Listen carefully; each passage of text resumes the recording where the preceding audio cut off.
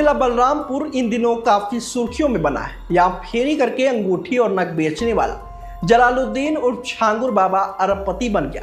उसने 3 बीघे में आलीशान कोठी बनवा ली, लेकिन धर्मांतरण केस में गिरफ्तारी होने के बाद अब उसकी आलीशान कोठी को बुलडोजर से ध्वस्त किया जा रहा है। प्रशासन ने पूरा इलाका छावनी बना दिया। ऐसे में कोई बाबा की करतूत तो कोई धर्मांतरण के आरोप से हैरान है।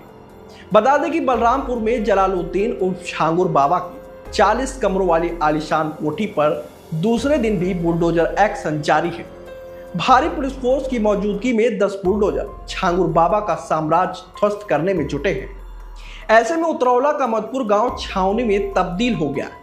मधपुर गांव में छांगुर बाबा का साम्राज्य करीब 11 बीघा जमीन पर फैला हुआ है। 3 बीघा में 40 कमरों वाली आलीशान कोठी बनी।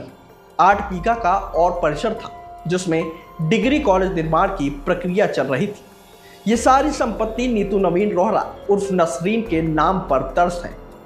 बताया जा रहा है कि कोठी पर नोटिस चस्पा होने के बाद सोमवार की आधी रात को बाबा के परिवार वालों ने कोठी खाली कर दी।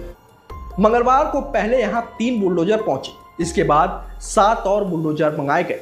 वहीं बुधवार को भी 10 बुलडोजर कार्रवाई में जुटे हुए हैं। प्रशासन के मुताबिक ये भवन सरकारी भूमि पर बना हुआ था। वही बाबा के साथी भी प्रशासन की रडार पे है। दरअसल इस मामले में मुख्यमंत्री योगी आदित्यनाथ के बयान के बाद प्रशासन ने और सख्त रुख अपना लिया है। मुख्यमंत्री योगी आदित्यनाथ ने सोशल मीडिया एक्स पर पोस्ट किया, जिसमें लिखा कि राज्य में शांति, सौहार्द और महिलाओं की सुरक्षा के साथ खिलवाड़ करने वालों के लिए कोई जगह नहीं है। बता दें कि छांगुर बाबा मूल रूप से उतरौला तहसील के रहरा माफी गांव का रहने वाला है। फकीरी टोला में उसका पुश्तैनी मकान है जो कि अब जर्जर हो चुका है। जलालुद्दीन उर्फ छांगुर बाबा रहरा माफी का ग्राम प्रधान भी रहा है। ग्रामीणों के मुताबिक करीब 10 साल पहले वह गांव छोड़कर चला गया और मधपुर गांव में रहने लगा।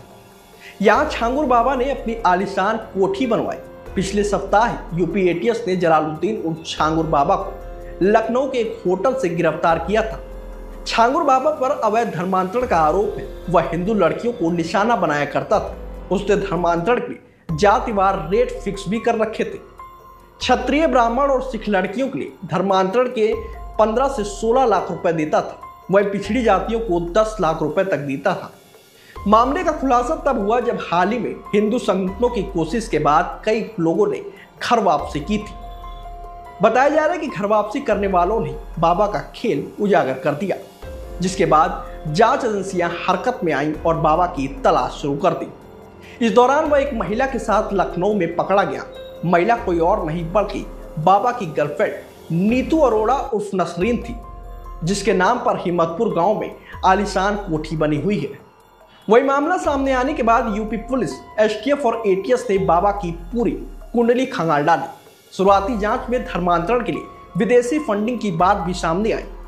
जांच एजेंसियों के मुताबिक बाबा करीब 50 बार खाड़ी देशों की यात्रा भी कर चुका है। सवाल यह है कि अंगूठी और नग की फेरी करने वाले के पास अरबों की दौलत कहां से आ गई। जांच एजेंसियों के साथ पूरा इलाका भी हैरान है। हवाला, विदेशी फंडिंग की तथ्यों को ध्यान में रखते हुए अब इस केस में ईडी की एंट्री होने वाली है। यूपी की जांच एजेंसियों ने अवैध फंडिंग के पड़ताल के लिए ईडी को भी जांच में शामिल करने की बात कही है।